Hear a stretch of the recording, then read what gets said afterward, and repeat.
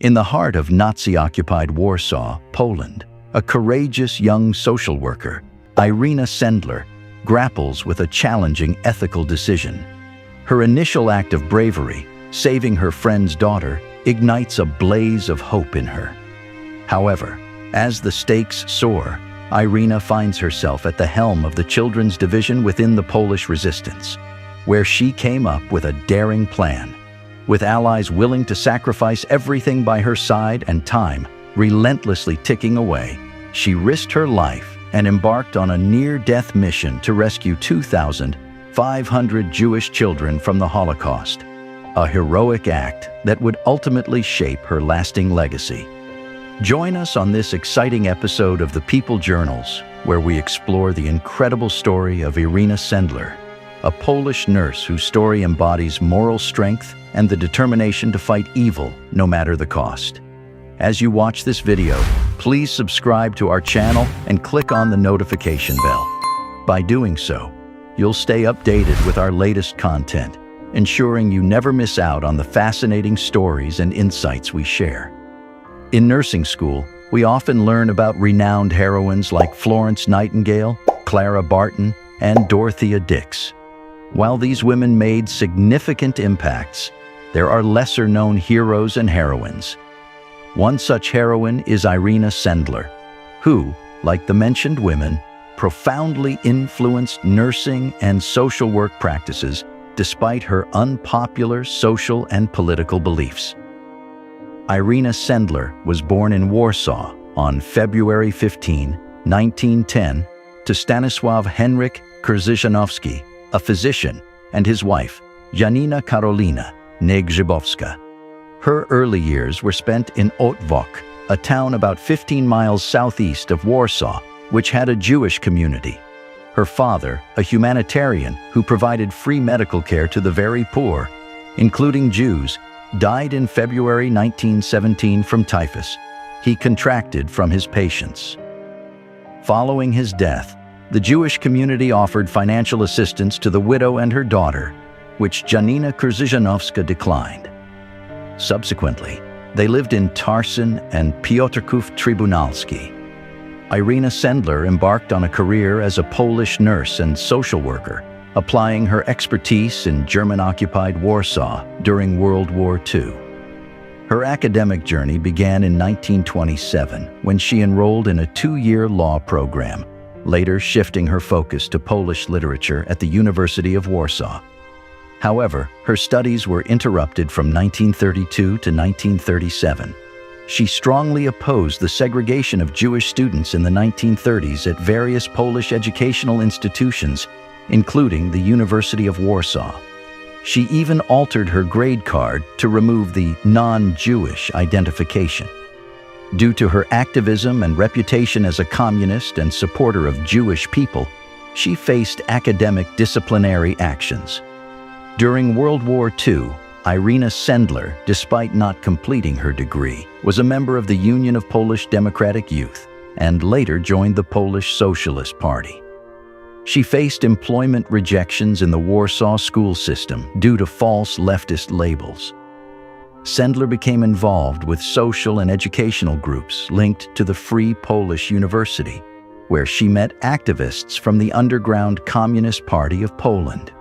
In this circle, she was part of a group of social workers led by Professor Helena Radlinska.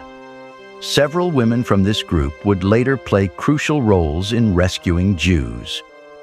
During her social work, Sendler witnessed severe poverty among the Jewish population in Warsaw.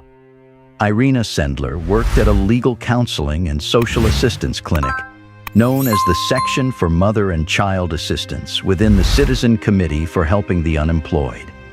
In 1934, she authored 2 articles focused on the plight of unmarried mothers and their children. She spent most of her time in the field, traversing the impoverished neighborhoods of Warsaw and assisting socially disadvantaged women. In 1935, the government disbanded this section, leading to many of its members, including Sendler, taking positions with the city of Warsaw in the Department of Social Welfare and Public Health. Sendler got married in 1931 but later divorced her first husband, Mieczysław Sendler, who had been captured as a soldier in September 1939 and interned in a German prisoner of war camp until 1945. She then married Stefan Zerjemski, formerly Adam Selnikir, a Jewish friend and wartime companion with whom she had 3 children, Janina, Andrzej, who sadly died in infancy, and Adam, who passed away from heart failure in 1999. Zerjemski left the family in 1957, and after his death in 1961, Irina remarried her first husband, Mieczysław Sendler, in 1967. However, they divorced again 10 years later. During World War II, following the German invasion on September 1, 1939, Jewish employees were removed from the Municipal Social Welfare Department where Sendler worked, and the department was prohibited from aiding Warsaw's Jewish citizens. Sendler, along with her colleagues and activists from the department's Polish Socialist Party, PPS cell, shifted their efforts to assist wounded and sick Polish soldiers. Sendler initiated the creation of false medical documents necessary for soldiers and needy families to receive aid. While her PPS comrades were unaware, Sendler also extended this assistance to her Jewish charges, who were only officially served by Jewish community institutions. Together with Jadwiga Piotrowska, Jadwiga Sałek-Deneko, and Irena Schultz, Sendler devised false references and innovative plans to aid Jewish families and children who were excluded from their department's social welfare support. In November 1940, the Nazis sealed off a small section of the city, designating it as the Warsaw Ghetto, where approximately 400,000 Jews were confined. Employees of the Social Welfare Department, Sendler and Schultz, obtained special permits to enter the ghetto under the guise of inspecting for signs of typhus, a disease feared by the Germans. During these visits, they smuggled in medication, hygiene items, clothing, food, and other essentials. Sendler's initial motivation for expanding her assistance within the ghetto was her connection to friends, acquaintances, and former colleagues who found themselves on the Jewish side of the wall. Transferring Jews out of the ghetto and ensuring their survival elsewhere became an urgent priority in the summer of 1942 during the Great Action, a period of intensified Nazi persecution. This work carried enormous risks, especially since, from October 1941 onward, providing any assistance to Jews in German-occupied Poland attracted a death penalty. This punishment extended not only to the person offering help, but also to their entire family or household. Irena Sendler became involved with the Polish Socialists, a left-wing faction of the Polish Socialist Party, PPS, which later evolved into the Polish Socialist Workers' Party, RPPS. The RPPS collaborated with the Communist Polish Workers' Party, PPR. Within this organization, Sendler used the pseudonym Klara and took on various responsibilities, including finding safe havens, forging documents, and serving as a liaison to guide activists to secret meetings. In the RPPS, Sendler encountered individuals she knew, both Poles involved in rescuing Jews and Jews she had aided. She actively participated in clandestine activities within the ghetto, even wearing a Star of David as a symbol of solidarity with the Jewish community. The Jewish ghetto provided a sense of safety for many Jews and their children, as survival outside of it often required significant financial resources. However, in July 1942, the Germans initiated the liquidation of the Warsaw Ghetto, leading to the extermination of its residents. Sendler and her associates, as recounted by Jonas Turko, could only rescue a limited number of children, and financial constraints prevented a larger-scale operation. Initial funds for transporting and supporting ghetto children were contributed by members of the Jewish community who cooperated with women from the welfare department. Sendler and her colleagues were driven by a mission to prioritize the most vulnerable children, including orphans. In contrast, Jonas Turco, who reached out to Wanda Wyrobek and Sendler to rescue his daughter Margarita, aimed to prioritize children from accomplished families. During the Holocaust's Great Action, Irena Sendler made courageous attempts to enter the Warsaw ghetto to rescue her friends. Some associates from the welfare department, like Ewa Rechtman and Alla Goem Grinberg, couldn't or wouldn't leave the ghetto. Amid the chaos, they worked independently, lacking centralized leadership. While some suggest that the group focused on assisting Jews who had escaped the ghetto, Sendler took care of adults and adolescents. It's important to note that during this time, Żegota, also known as the Provisional Committee to Aid Jews, was established in 1942 and played a pivotal role by providing crucial support during these difficult times.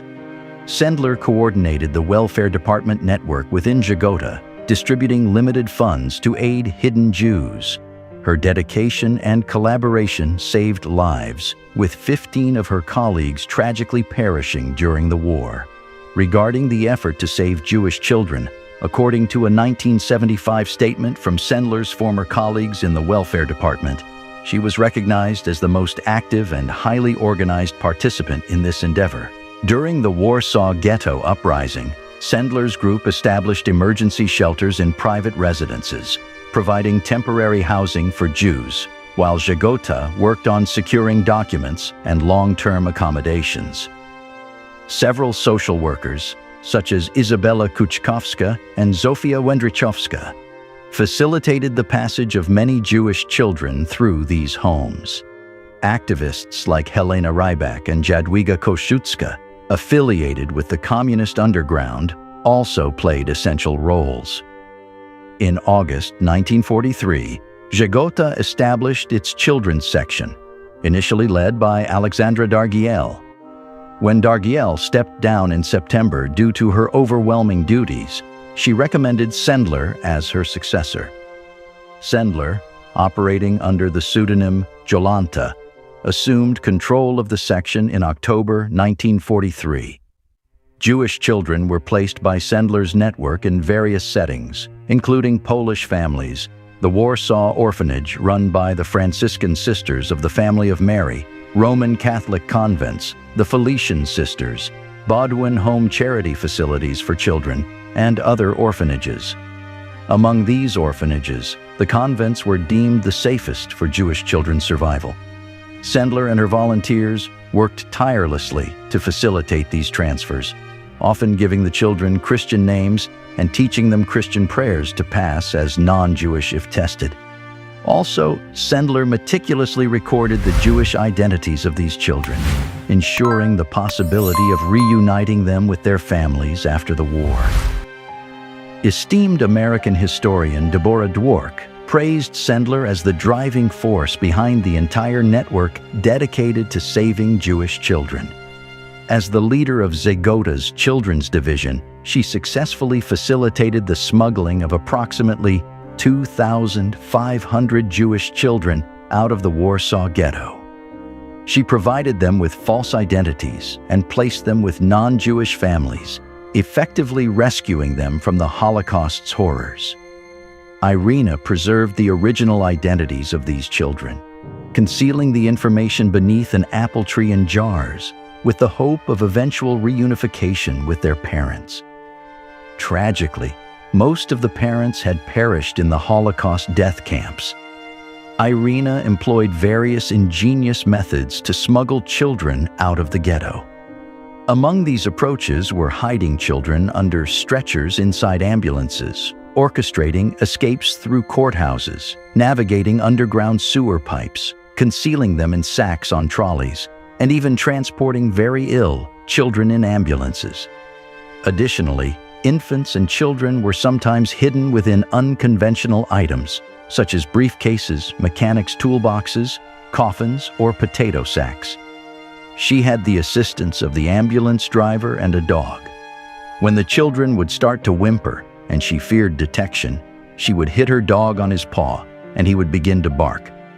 This set off a chain reaction among the Nazis' dogs, and chaos would erupt.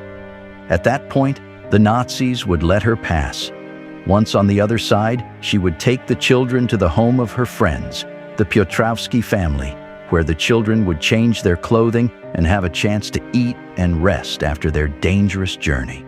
Following their rescue, these Jewish children were placed in new homes, orphanages, or convents, separated from their original families in a bid to save them from the dire circumstances of the Holocaust. The people who helped Irina, 24 women and 1 man, all took tremendous risks. There were even 10 who alternated entering the ghetto with her. But it was Irina herself who entered the ghetto day after day for 18 months and walked out each time with a child. All through this period, her life was in constant danger. In October 1943, the Germans, specifically the Gestapo, which was the secret state police of Nazi Germany, learned of Irena Sendler's activities. On October 18, 1943, the Gestapo arrested Irena Sendler. While they searched her home, Sendler discreetly passed the lists of children to her friend Janina Grabowska, who concealed them in her clothing. This act of secrecy was crucial because if the Gestapo had discovered this information, it would have compromised all the children. Remarkably, Grabowska was never searched. The Gestapo transported Sendler to their headquarters and subjected her to severe beatings. Despite the brutality, she steadfastly refused to betray her comrades or reveal information about the rescued children. Subsequently, she was confined to Pawiak prison, where she underwent additional interrogations, endured torture, and suffered beatings, resulting in fractures to 1 leg and 1 foot.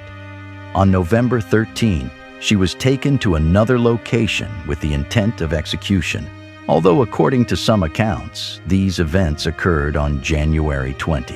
However, Sendler's life was spared when the German guards accompanying her were bribed. She was released while en route to her execution, thanks to the efforts of Maria Palester, a fellow welfare department activist. Maria secured the necessary funds from Żegota Chief Julian Grobelny and used her contacts, including her teenage daughter, to transfer the bribe money. On November 30, Warsaw's mayor, Julian Kulski, requested permission from the German authorities to reinstate Sendler in the welfare department with back pay for her time in prison. Permission was granted on April 14, 1944. Still, Sendler chose to remain in hiding, assuming the identity of Klara Dombrowska, a nurse. In December 1943, Sendler resumed her role as the manager of Żegota's children's section. During the Warsaw Uprising in 1944, she served as a nurse in a field hospital, where hidden Jews were among the patients. An encounter with a German deserter left her injured while searching for food. Despite this, she continued nursing until the Germans retreated from Warsaw. After World War II, facing resource shortages, Sendler traveled to Lublin for funding. She and Maria Palester restructured the hospital into Warsaw's children's home. She then rose to lead the Department of Social Welfare in Warsaw's municipal government in December 1945. Sendler managed her department based on progressive concepts she had learned from Helena Radlinska at the Free University, ideas that were considered radical at the time. She and her colleagues gathered all the records containing the names and locations of the hidden Jewish children. They entrusted these records to their Żegota colleague Adolf Berman and his staff at the Central Committee of Polish Jews. Tragically, almost all of the children's parents had been murdered at the Treblinka extermination camp or had gone missing.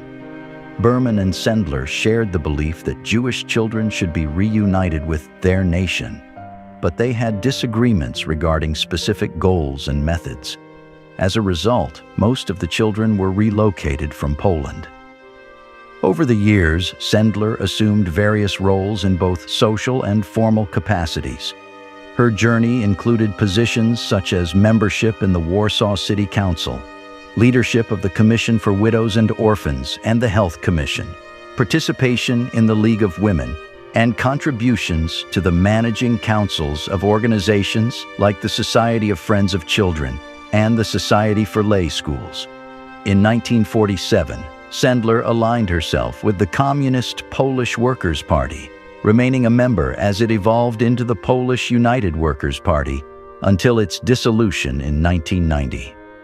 Her political career within the party was marked by her involvement in the social welfare section and her subsequent rise to high-ranking positions in various government departments, notably the Ministry of Education and the Ministry of Health. During the early years, Sendler actively promoted Stalinist policies and underwent personal changes in belief systems.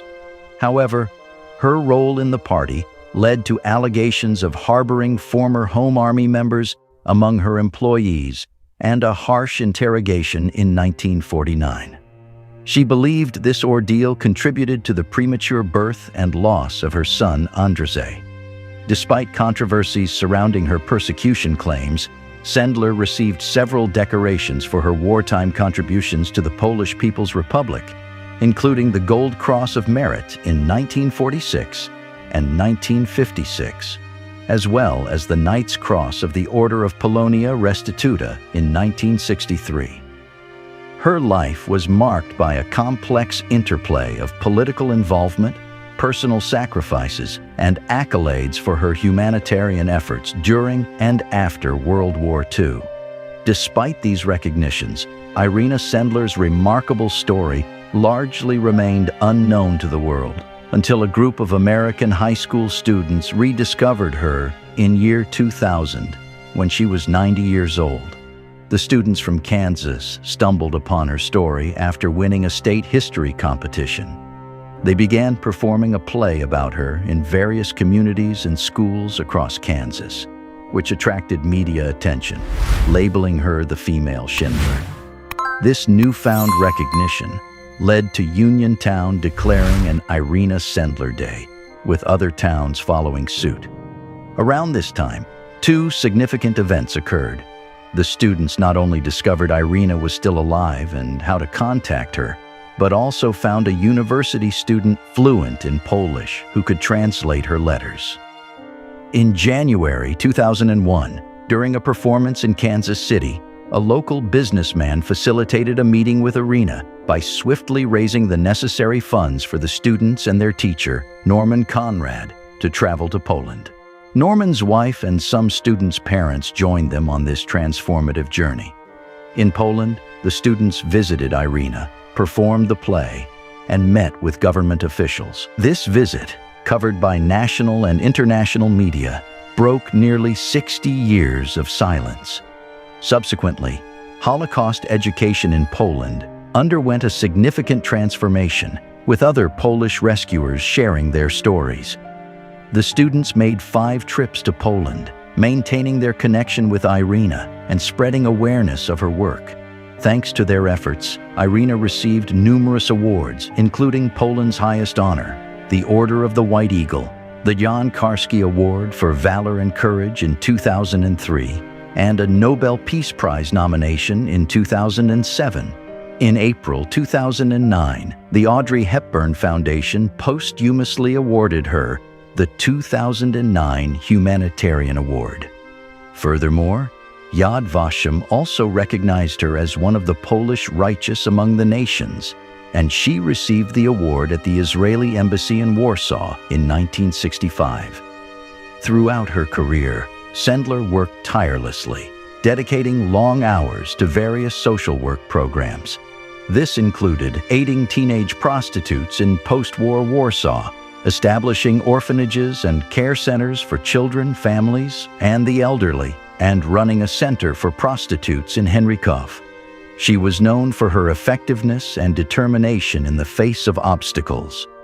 Irena Sendler's life took a challenging turn as her marriage deteriorated and her children received limited attention.